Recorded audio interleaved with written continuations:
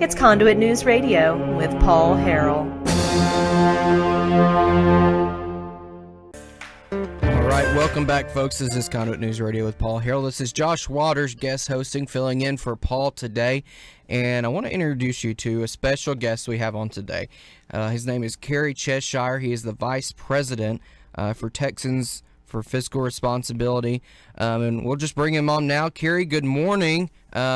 Just introduce yourself, your organization, Empower Texans Group, and then we're going to talk a little about this issue of taxpayer-funded lobbyists. Well, good morning, and thanks, Josh. My name is Cary Cheshire. I'm the Vice President of Texans for Fiscal Responsibility. And really, we're a pro-taxpayer watchdog group that keeps tabs on the Texas legislature. You know, we find time and time again people are able to pay attention to what happens up in Washington, D.C. through Fox News, through Heritage Foundation, through a number of different news sources, but no one's really watching the Texas Capitol from a conservative perspective. And right here in the People's Republic of Austin, the blueberry and the tomato soup of Texas, as Governor Rick Cary always called it, there's a lot of shenanigans that happen that probably wouldn't fly in other areas of the state. And so what we do is we analyze legislation, we put out vote alerts on, House Bill 846 is one that we think is for taxpayers. Senate Bill 212 is one that we think is against taxpayers. And all the way throughout the process, we let lawmakers know what we think about legislation, and then we kind of come up with a report card at the end where every lawmaker gets a grade, 0 through 100, on how they did on tax, government, and limited government issues. As you can imagine, the lawmakers who do fairly well think that we do a good job coming up with our scorecard. The lawmakers that don't do so well and end up with scores kind of down more near the Democrats aren't real big fans of our organization. But for over 10 years, we've been providing this service to the people of Texas, to the voters of Texas, so they can be kind of have a more discerning eye on who they choose to represent them in the next election. And we found a lot of success. Cary, you mentioned scorecard, and I think scorecards are so important. Let me ask you this. Have there been any scorecard of the scorecards? Because there's scorecards here in Arkansas letting people know how their legislator voted, and at least one, the president of the Senate here in Arkansas did his own scorecard of scorecards, scoring the scorecards, trying to kind of diminish their impact. Has that happened in Texas yet? It absolutely has, and it's always really funny. Yeah, each session there's some new organization that decides, we're going to issue our own scorecard and kind of rate issues ourselves. Oftentimes it's the Chamber of Commerce who's very interested in corporate welfare and funding in-state tuition for illegal immigrants, which we have here in Texas.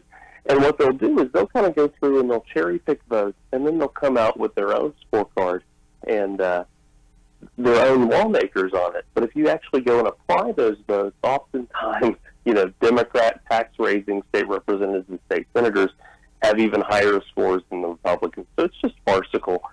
We really find that, for us on our issue, people trust what we do at Texans for Fiscal Responsibility because we've been doing it the longest, and we have a lot of credibility on this issue.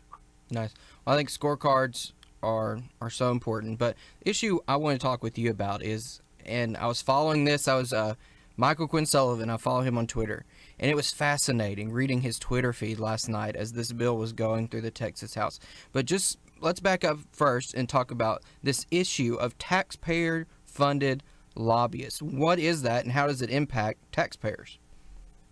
Well, that's a great question. Taxpayer-funded lobbying is where some governmental jurisdiction, whether that's a city, whether that's a county, whether that's a state agency, uses taxpayer dollars to hire lobbyists to lobby the Texas legislature on specific issues.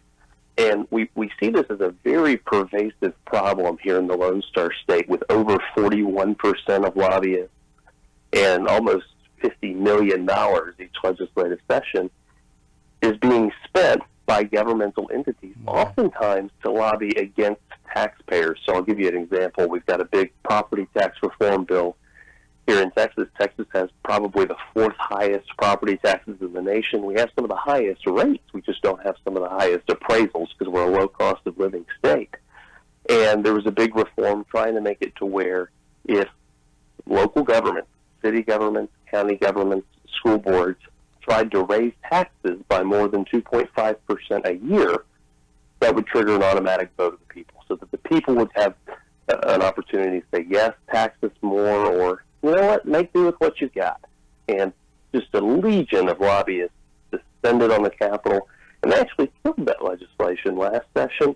I don't think they're going to be successful this time. It looks like we are going to get it across the finish line. But time and time again, taxpayers are coming down. You're driving in 2 hours, 3 hours. For some Texans, it might be even 12 hours to come to the Texas Capitol and make your voice heard.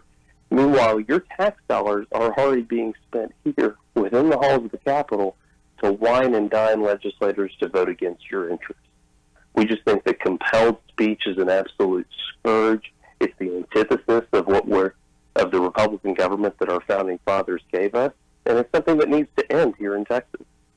Yeah, that last point, man. That's really good. Compelled speech, because that's what it is. Money is speech, and taxes are not voluntary, as everyone knows, and they are then using the taxes from the taxpayers to compel speech that, in this instance, goes directly against the taxpayers' own interest.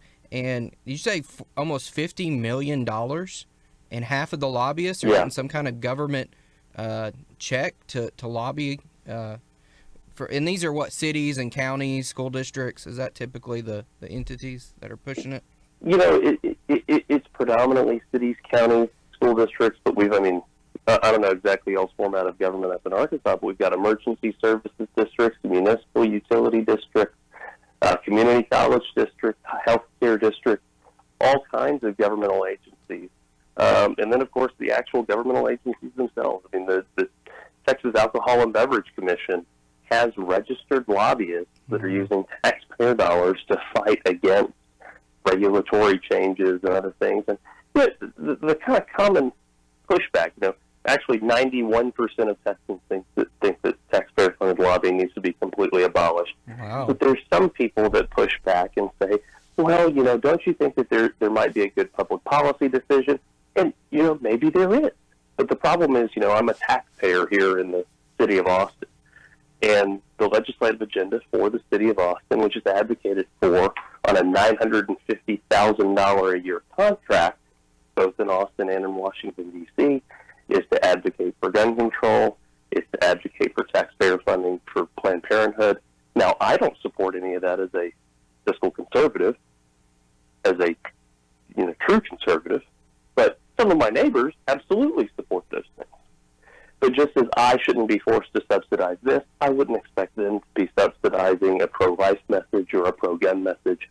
Government should be out of the business with compelling speech of private individuals. If I want to donate to a pro-life or pro-gun or pro-taxpayer cause, I'm free to do that. But the government shouldn't furnish my opposition. Well said, yeah. In Arkansas, the way we're seeing it is mostly cities, like our Municipal League, Association of Counties, and then school districts. So, Cary, this session, there was actually a bill filed, and it was one little piece, basically teacher administrator groups. You couldn't use taxpayer money in these teacher administrator groups to hire lobbyists. And, Cary, you would have thought that they wanted to drag people out in the street and flog them. That was the response that came at this bill, the negative response. And that thing died quickly in a House committee this session. So that's kind of background where we're at in Arkansas. It's not bubbling up as much as it is there, but it sounds like Texas strongly against it, 91%. So update us on the bill this session, how that's played out, and I know yesterday was a really big day for the bill. That's right. So for Texans have been fighting for probably about 10 years to abolish the practice of taxpayer-funded lobbying. Basically, as soon as people started figuring out, how much money was being spent, how effective these lobbyists were being in fighting against taxpayers, but haven't found any success. This session, however, the Texas Senate, which is our most conservative chamber in the Texas legislature, passed out a ban on taxpayer-funded lobbying on a party line vote of 19 to 12, kicked it over to the Texas House. In the Texas House, it was watered down in committee to apply only to 4 areas of, saying that these taxpayer-funded lobbyists couldn't advocate on issues of tax policy, on issues of bonds, and a few others. But it was really a very, very weak and watered-down bill. The bill came to the floor, and then they exempted school districts from it as well. So it would have really only applied to cities and counties. But once they exempted school districts, and they also exempted healthcare districts, I mean, you're talking about exempting over 65% of the state budget spending from the taxpayer-funded lobbying bill. And then very quickly, liberal Republican lawmakers joined with Democrats to tack on amendments saying that the legislation didn't even apply in a county of a population of 250,000 or less, or the cities therein. And just to give you some perspective, Texas has 254 counties. With that amendment, the taxpayer-funded lobbying kind of watered-down ban that didn't really do anything would have only applied to about 21 to the 254 counties. And then even with that complete watering down and the complete joke of the bill, liberal Republicans joined with Democrats to scuttle it. It only ended up getting about 60 votes at the end of the day out of our 150-member Texas House. So it's a very frustrating defeat for taxpayers, but the enlightening thing is that now we know where lawmakers stand. You know, if it's killed in a back alley or a closed-door committee room and we don't exactly know who's for it and against it, now Texas taxpayers have a clear idea of who is for ending taxpayer-funded lobbying and who thinks that it ought to continue, who's siding with the taxpayers and who's siding with the lobbyists. And they're going to have a great opportunity to make their voice known in March 3rd, 2020, when we have our next election. Nice. And that's, you know, sometimes that's the way the process works out. You know, my experience has been in Arkansas that legislators do not want to go on the record if they don't have to. And it sounds like there's no wiggle room anymore on that issue in Texas. They have taken a stand in the House and Senate there, and now people have a choice. If you say 91% of Texans oppose taxpayer-funded lobbyists, and then these folks down there voted against it or did maneuvers to water it down and kill it, yeah, I don't like their chances next election cycle. Yeah, you know, it's not looking too good for them on that issue, or honestly a myriad of other issues.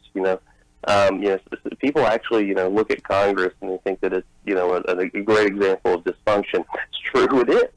But here in the Texas legislature, right under their own nose, lawmakers are preparing to grow the size of the state budget by 16%. That's double the rate of population and inflation here in the Lone Star State. So you're growing twice the rate of the economy and taxpayers' ability to pay. And you're looking time and time again, positive conservative regulation changes and issues like this ban on taxpayer-funded lobbying are being waylaid in the Texas legislature. And I don't think conservatives, I don't think taxpayers, I don't think Texans are going to be very excited when this legislature concludes next week. And I think they will make their voice heard in the upcoming election. And I think we will see a grand upheaval in the lawmakers that we have who are not interested in standing up for taxpayers. Cary, one thing that I saw on social media was that, I don't know what group it was, it might have been and correct me if I'm wrong, but the State Republican Party of Texas supported this bill, and then it failed, and y'all have majority Republican state like Arkansas, and we're seeing that here in Arkansas. You have platform issues that are failing. In Arkansas, we have supermajority Republicans. So speak to that. How is that dynamic working in Texas and going forward? How is that going to work if the Republican Party platform is not being implemented? What happens then? Right. Well, that's a great question. So, Texas has had basically no Democrat has been elected statewide in Texas since 1994. Republicans took the Texas House in 2002. They took the Texas Senate a few after, and we've had over a decade of unified Republican control. But despite that, repeatedly you have seen conservative priorities die on the vine. This session, the Texas GOP had 5 legislative priorities chosen by delegates at last summer's convention, where we have the largest political convention with voting delegates in the world, with almost 9,000 people voting on what the platform should be, what the legislative priorities should be. And, the issues are, constitutional carry, saying that you don't need to have an open carry license or a concealed carry license in order to openly carry a handgun, abolishing abortion, which you've seen Alabama and Georgia and some other states do, ending taxpayer-funded lobbying, and a couple of other issues. And every single one of them has been killed in this Texas legislative session. I think the grassroots activists that I talk to on a daily basis, as I'm going out speaking to Republican women clubs, Tea parties, conservative groups, they are very, very frustrated that they've elected Republicans. They've placed their trust in these people who have said they'll advocate for limited government, free market principles, and conservative issues.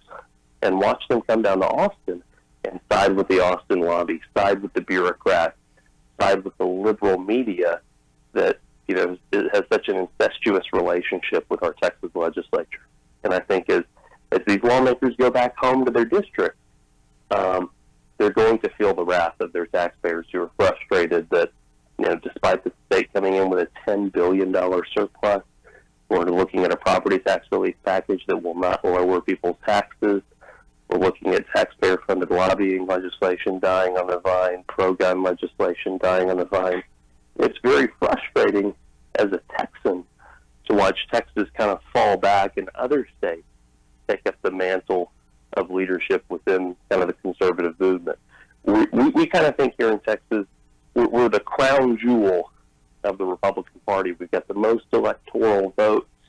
We've got kind of this big spirit of rugged individualism. We used to be our own country, for God's sake. And we're watching Alabama and Georgia and Utah take that position of leadership from us and watch ourselves fall behind.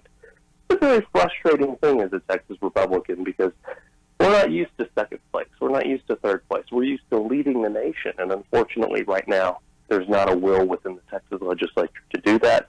I think there is a will within the people to do that, and I think we will see a change. Right. Well, Cary, I share some of your frustration here in Arkansas on some issues. There's still some long-term issues in the platform that have not been implemented, and our spending and taxes. That's not getting much better either. But Cary, what is happening in Texas that I guess you can share with the people here in Arkansas? We have statewide audience on conservative stations around the state. What works in Texas for people to kind of get involved? Because it sounds like this issue, you said, been trying for, I think, a decade. And each session you're getting closer and closer.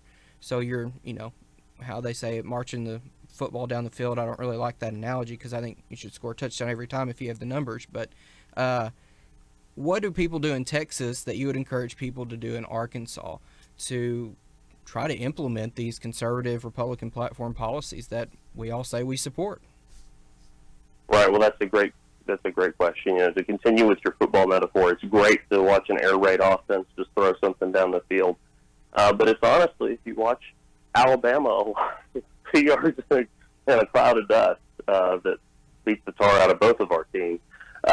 Yes, unfortunately. And so, I encourage, the success that I see is that people who connect with their neighbors, with their friends, people who run for precinct chair, people who start a conservative organization, a little Tea Party, a Republican women's group, a conservative club, and you just start talking to your neighbors and friends, and you take issues. I mean, people can get upset about what they're doing up in Washington, D.C. They can get frustrated about what's going on over in Europe or something like that. But the fact of the matter is, it's that guy on the school board, it's that guy on the city council who's raising your taxes.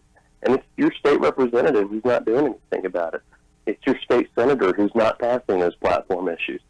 So talk to your neighbors and friends, and then get together with one another and go knock on more neighbors and friends' doors. That's the most effective way to make your voice heard, to get more people recruited to your movement.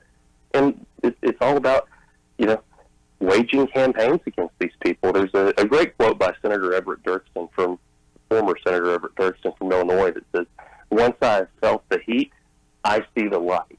And that's absolutely true.